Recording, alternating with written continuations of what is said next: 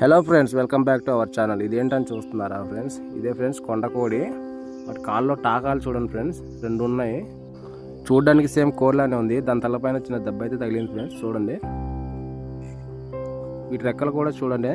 ఈ అడవి కోడి చిన్నపిల్ల పెద్దదో తెలియట్లేదు. మీకు తెలిసినట్లయితే కామెంట్ చేయండి.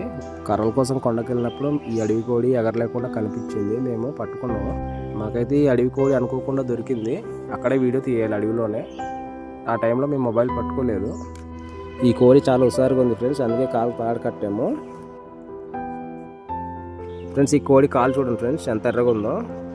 మామూలు కోడికి అయితే ఇలా ఉండదు.